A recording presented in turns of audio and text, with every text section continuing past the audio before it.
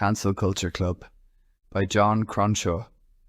The silver ring light framed Brandon Kane's face in an artificial halo, bathing him in ethereal light while the rest of his studio faded to shadow.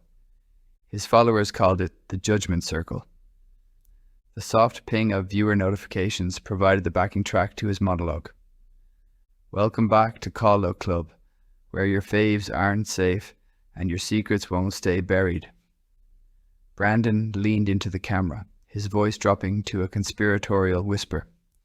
Tonight we're diving into the cesspool of hypocrisy that is Marcus Wells, the so-called environmental activist with 3 private jets and a carbon footprint the size of Luxembourg. Brandon's hand glided across his touchscreen, bringing up screenshots of private emails, flight records, and photographs of Marcus Wells boarding various aircraft. Our source, Inside Wells organization, confirms he flew to 4 different climate conferences last month alone, burning more fuel than your entire neighborhood will use this year. Brandon cocked an eyebrow. But please, Marcus, tell us more about how we need to reduce our footprint. Brandon allowed himself a small smile. Wells hasn't responded to our request for comment, which speaks volumes, doesn't it? When you're caught with your pants down, silence is an admission. Brandon clicked to his next target. Now let's talk about fitness influencer Jessie Reynolds and her not-so-natural transformation. The broadcast continued for another 45 minutes, each takedown meticulously researched, flawlessly delivered. As the live feed ended, Brandon killed the ring light, plunging the studio into darkness. In his now private world, he slouched back in his ergonomic chair, stretching arms over his head. Another banger, boss. Ali, his producer, spoke from the shadows. Marcus Wells is already trending at number 3. Only number 3. What's beating us? K-pop concert and some football scandal. Brandon checked his phone, scrolling through the engagement metrics. 700,000 concurrent viewers tonight. Not bad for a Tuesday. Plus, the clips will go viral tomorrow when the news sites pick them up. Let me know if Wells issues a statement. I'll need to prepare a follow-up. Brandon rose from his chair, collecting his notes. Any interesting tips come in tonight? Ali handed him a tablet with the curated submission inbox. The usual mix: racist old tweets, celebrities faking donations, brands using sweatshops while preaching ethical consumption. Brandon scrolled through the list, flagging several for research. This one looks promising. That children's author with the homophobic church membership. He tapped the screen. Get Darren to verify, see if we can build an episode around it. On it, Ali took back the tablet. You heading home? Going to grab a drink with Kyle first. Need to decompress. Fair enough. See you tomorrow for the prep meeting. Brandon slipped on his jacket and left. The night air hit his face, the first genuine sensation after hours under the lights. His phone buzzed with a text from Kyle. Bars packed. Secured a booth. Your audience already discussing tonight's slaughter. Brandon smiled. The real-world ripple effect never got old. The bar hummed with conversation when Brandon entered, but he noted the subtle shift in attention. The sideways glances, the whispers, the recognition. He'd become the digital equivalent of a shark, inspiring both fear and respect. Kyle waved from a corner booth, 2 drinks already on the table. The executioner arrives. Kyle raised his glass. Another hypocrite drawn and quartered for the masses. Brandon slid into the booth, taking the offered whiskey. Marcus Wells had it coming. Had you been sitting on that one for a while? 3 months. Waited until he launched his sustainable living book. Kyle laughed. Maximum damage. Classic Kane. Brandon sipped his drink, surveying the room. At least 4 different groups were openly discussing his broadcast, gesturing with the animated enthusiasm of people dissecting a sporting event. How's the engagement? Brandon checked his phone. Up 12% from last week. The algorithm loves consistency. And your victims? Subjects. Brandon raised a finger. And they've earned the spotlight. I don't manufacture these scandals. I just expose them. Whatever helps you sleep, mate. Kyle shrugged. Speaking of sleep, you look like you need some. The bags under your eyes are getting their own postcodes. Price of justice. Brandon's tone was light, but his hand instinctively touched his face. The camera added years if you weren't careful. His phone buzzed again. An Instagram notification. Marcus Wells had posted a response video. That was quick. Brandon clicked, watching the 50-second clip of a shaken Wells attempting damage control. While I acknowledge flying to conferences has contributed to my carbon footprint, these were essential engagements to advance the climate agenda. Brandon snorted, showing the phone to Kyle. Notice the strategic tears. Such bollocks. He'll lose half his sponsors by morning. Kyle watched the clip, frowning. Ever wonder about the fallout? Like, beyond the unfollows and cancelled brand deals? What do you mean? Just, these people have families, lives. You destroy someone in an hour. Then we're here drinking like nothing happened. Brandon sniffed. These people built careers on lies. They played the purity game and failed their own test. Fair enough. Kyle shrugged. You catch the Chelsea match last night? They settled into safer conversation, but Brandon kept glancing at his phone, watching the comment count rise on Wells's apology video. The digital pile-on continued without him now, a self-sustaining firestorm. Later, in the taxi home, Brandon's phone pinged. A direct message from A Truth eventually. You're next, Brandon. He deleted it without a second thought. Empty threats from anonymous accounts were an occupational hazard, as common as podcast sponsorship offers and blue-tick follow requests. Brandon's flat occupied the 15th floor of a glass-fronted building overlooking the Thames. Floor-to-ceiling windows offered a panoramic view of London's skyline, the city lights reflecting off the river below. He dropped his keys on the marble kitchen counter, kicked off his shoes, and opened his laptop. The post-broadcast ritual. Checking metrics, reading comments, planning tomorrow's targets. The digital afterglow often lasted longer than the broadcast itself. His phone buzzed again.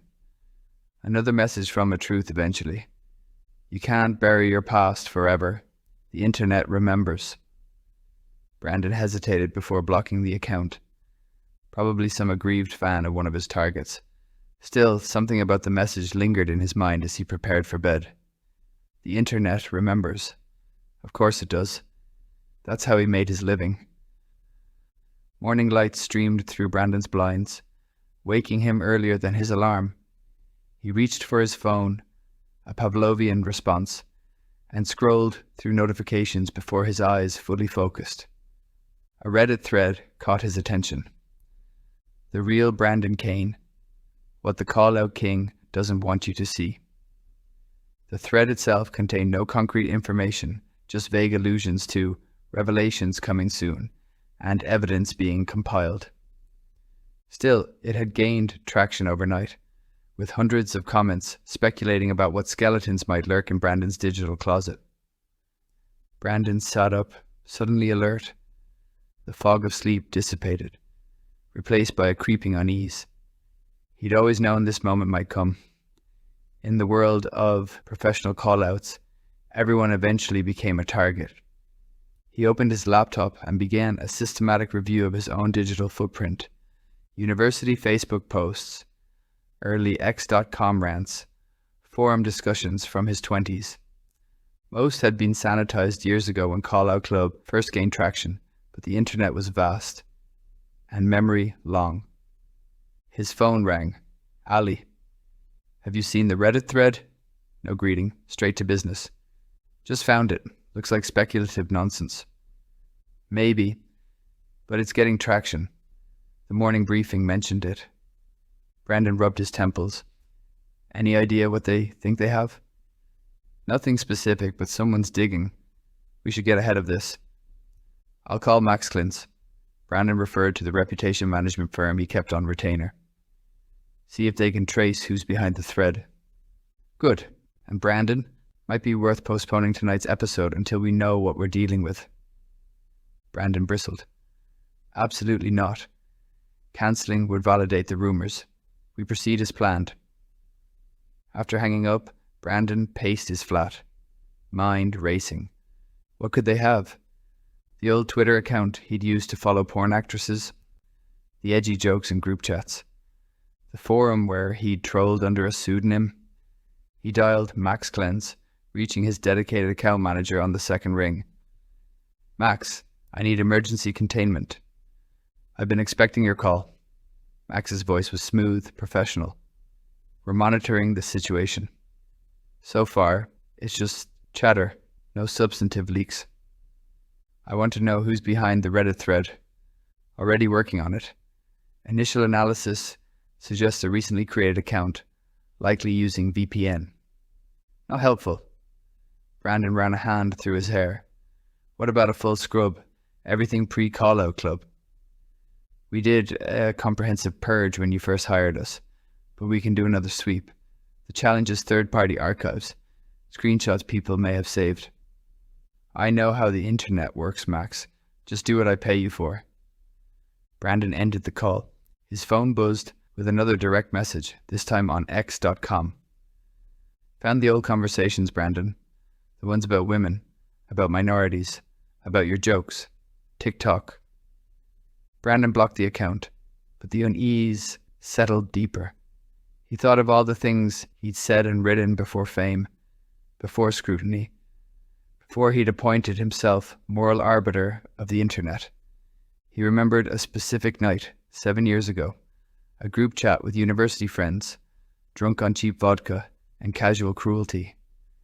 They'd targeted classmates, professors, celebrities. No one was spared.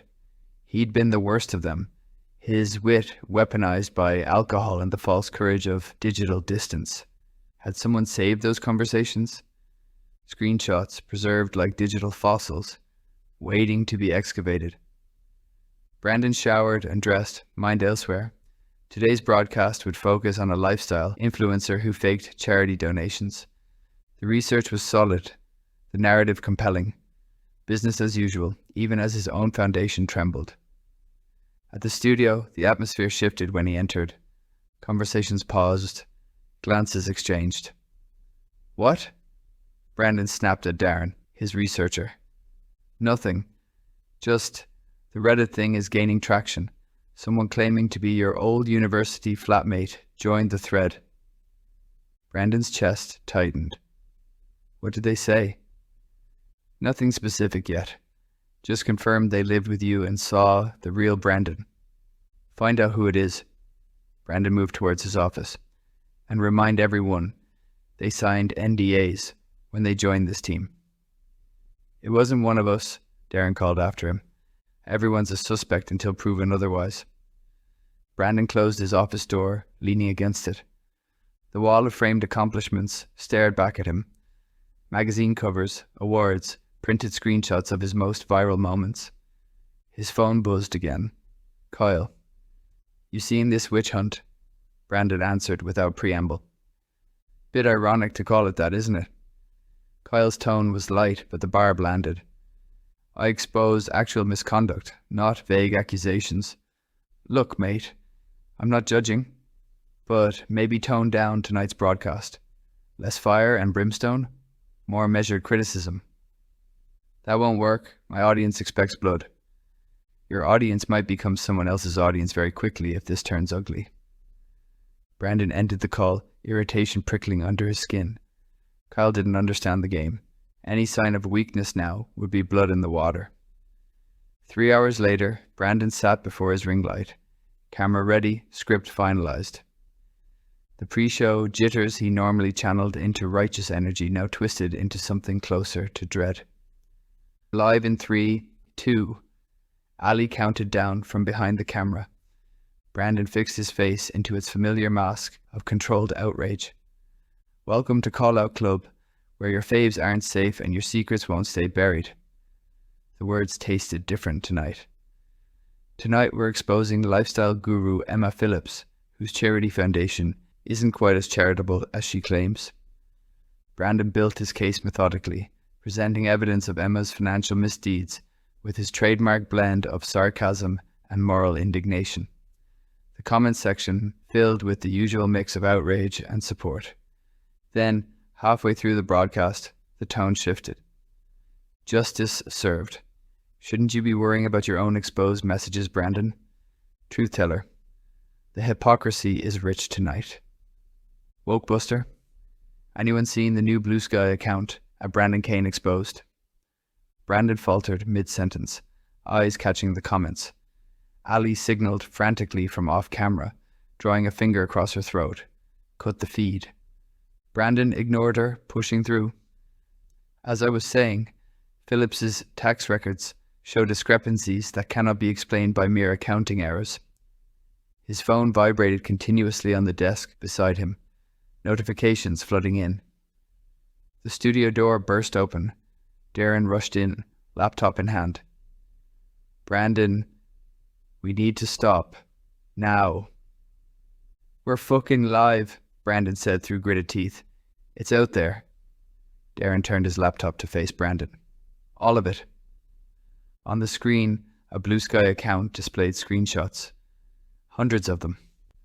Brandon's old private accounts, group chats, forum posts, university emails, a comprehensive digital archaeology project exposing years of comments, misogynistic jokes, racist banter, homophobic slurs, all preserved with damning timestamps and context.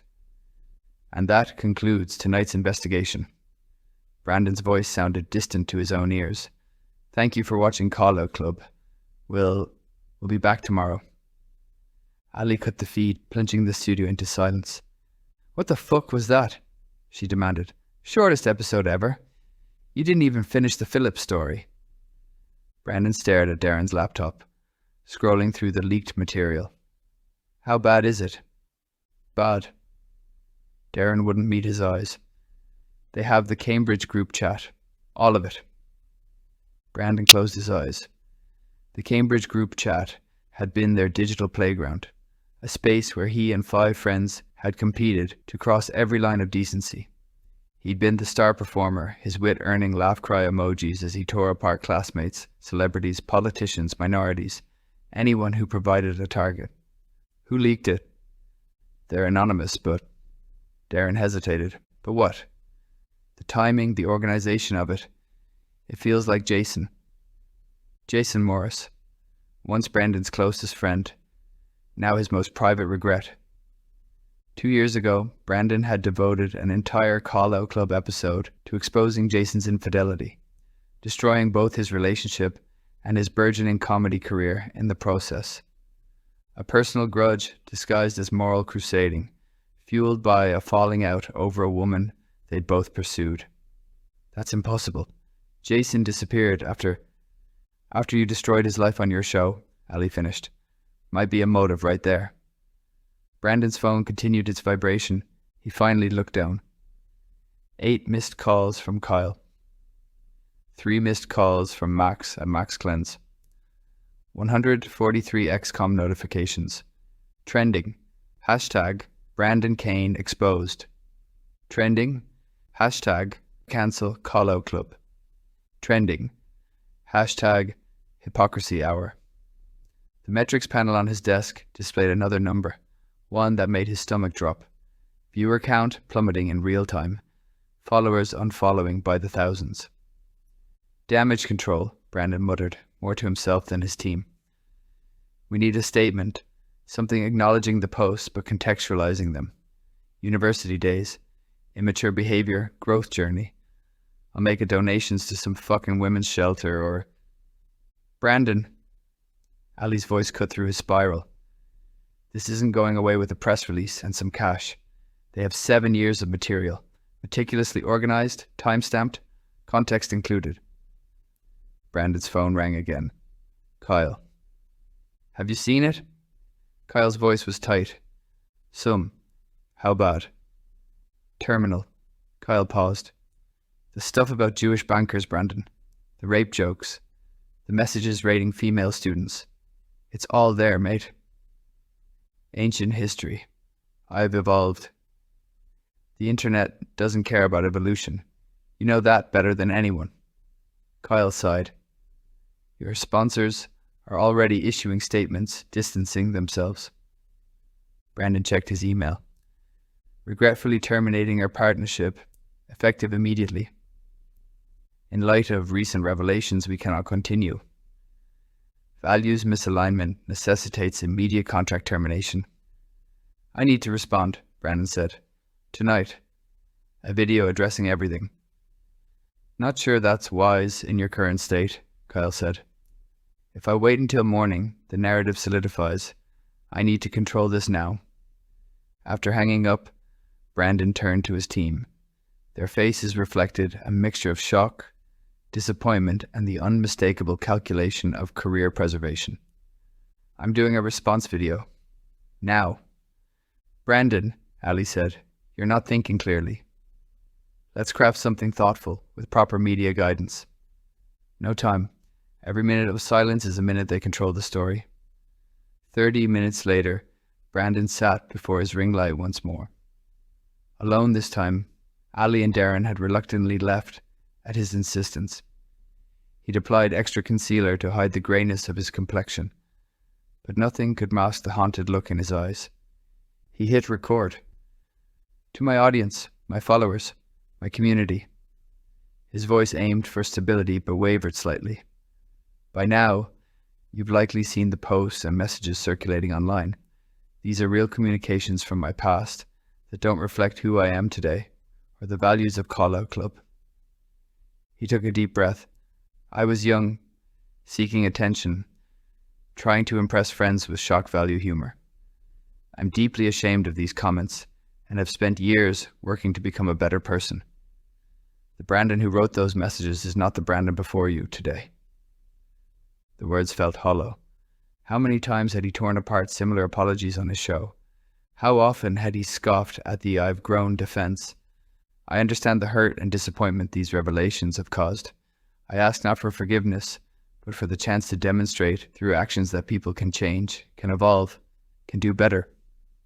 He ended the video, uploaded it without reviewing, and sat in the silent studio. The digital jury would deliberate quickly. It took 17 minutes. The comment section filled with variations on a theme. Typical non-apology. Notice how he doesn't address specific comments. The hypocrisy is staggering. You've ended careers for less. Time to taste your own medicine. Brandon closed his laptop, suddenly exhausted. The adrenaline of crisis management gave way to a bone-deep weariness. He checked his phone, another dozen missed calls, hundreds of notifications, among them a text from his girlfriend, Mia. We need to talk. Not over phone. I'm coming over. When he arrived home, Mia was waiting outside his building, arms crossed. Her expression confirmed what Brandon already knew. I can explain, he said, unlocking the door. No need. Mia followed him inside. I've read everything. The group chat was particularly educational.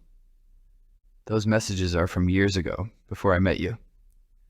I'm not just talking about the offensive jokes, Brandon. Mia's voice remained steady. I'm talking about the messages about your cancel strategy. The ones where you discussed targeting people for view counts. Brandon froze. What? March 2022. You to Jason Morris. Found another target. Marriage on the rocks. Easy picking. Should drive engagement through the roof. Mia recited from memory. That was Caroline Wu. You destroyed her career while her mother was dying of cancer.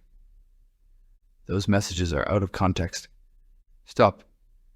Mia held up a hand. The worst part is, I believed in you. Thought you were actually fighting for accountability, for justice. But you're just an opportunist who found a profitable niche. Brandon sank onto his sofa. It's more complicated than that. It always is for people like you. Mia gathered her few belongings from around the flat. The worst part is, you're going to convince yourself you're the victim in all this. She paused at the door. You won't find me doing a tell-all interview or joining the pile-on. Unlike you, I don't build my life on other people's ruins. The door closed with a soft click that somehow sounded more final than a slam. Brandon sat alone in his flat, the London skyline twinkling beyond his windows. The notifications continued, but he'd muted his phone, unable to face the digital dismemberment in progress. He opened his laptop, masochistic curiosity driving him back to the wreckage. Hashtag Brandon Kane exposed dominated x.com, with former targets of Call Out Club leading the charge. Screenshots and clips from his show played beside his own exposed messages, the hypocrisy laid bare through side-by-side comparison. Worst of all was the emergence of private messages revealing the calculated nature of his takedowns. The view count projections, the timing discussions, the gleeful post-mortems after particularly devastating episodes. Brandon closed the laptop, unable to watch. The next morning brought no reprieve. His agent called to inform him that his book deal had been cancelled. His podcast network issued a statement suspending Call Out Club pending investigation. 3 speaking engagements vanished from his calendar. Brandon wandered his flat in a daze, the unreality of the situation settling over him. For years, he'd been the executioner, never the condemned. The perspective shift left him disoriented, unmoored. His door buzzer sounded, jolting him from his stupor. Package for Brandon Kane. The intercom crackled. Brandon buzzed the courier up, signing for a small padded envelope. No return address. Inside, a handwritten note. Coffee. The curator. Shoreditch. 2 p.m. today. Come alone. J. Jason Morris, the architect of his downfall. It had to be. Brandon considered ignoring the invitation, but curiosity overcame caution. What more could Jason do to him now? The curator was a minimalist coffee shop in East London, all exposed brick and reclaimed wood. Brandon arrived 10 minutes early, selecting a corner table with a view of the entrance. Jason arrived precisely at 2, looking different from Brandon's memory. Gone was the perpetual stubble and casual dishevelment. This Jason wore a crisp button-down, hair neatly styled, posture confident. Brandon, Jason nodded, taking the seat opposite. Thanks for coming. Brandon scoffed. Did I have a choice? Always a choice. Jason ordered an espresso from a passing server, though choices have consequences, as you've been fond of pointing out. So this was you, the leaks, the Reddit thread, all of it. I prefer to think of it as research, investigation, exposure, your terminology. Revenge, you mean? That too. Jason shrugged. Though it's more complex than simple revenge. You destroyed my career. No, Brandon. Your words destroyed your career. I just made sure people heard them. Jason leaned forward. I've spent 2 years watching you profit from the same behavior you condemned in others. The hypocrisy was instructive. Brandon stared into his untouched coffee. So, what now? You've had your revenge. Happy? This isn't about happiness. Jason sat back. It's about consequences. For 2 years, I've watched you build an empire on selective outrage and performative morality. I lost my relationship, my career, my reputation, because you decided I made a convenient target. You cheated on your girlfriend. That's fact, not fabrication. Once, after she cheated on me first, a detail you conveniently omitted from your exposé. Jason's voice remained even. But that's not the point. The point is, you didn't care about the infidelity. You cared about the views, the engagement, the sponsorships. Brandon remained silent. The irony is, I learned from you. The careful collection of evidence, the strategic timing of the release, the narrative framing. I used your playbook against you. So, you're no better than me. Perhaps not. Jason sipped his espresso. but I'm not claiming moral superiority. You, on the other hand, built an entire persona around it. Brandon finally looked up. What do you want from me, Jason? An apology? Compensation? Nothing. Jason placed his empty cup on the saucer. I didn't invite you here for demands. I wanted you to understand something. The system you created, the culture you fostered, it was always going to consume you eventually. Very philosophical. Not philosophy. Pattern recognition. Jason stood, dropping cash for his coffee. Everyone's a hypocrite, Brandon. The difference is most people don't build careers calling out others' hypocrisy while ignoring their own. As Jason turned to leave, Brandon called after him. So that's it? You destroy my life and walk away. Jason paused. Your life isn't destroyed. Your reputation is damaged. Your platform diminished. There's a difference. He glanced back. Besides, I'm not walking away. I'm moving forward. Meaning? I've been offered a podcast. Working title, Cancel Culture Club. Jason's smile held no warmth. Turns out there's an audience for meta commentary on call-out culture. Who knew? The end. Thanks for listening. To read the full text of this story and gain early access to future episodes of Speculative Fiction Tales, plus much, much more, visit patreon.com/Jon Cronshaw author. To find out more about Jon Cronshaw and his work, visit joncronshaw.com. Cancel Culture Club is copyright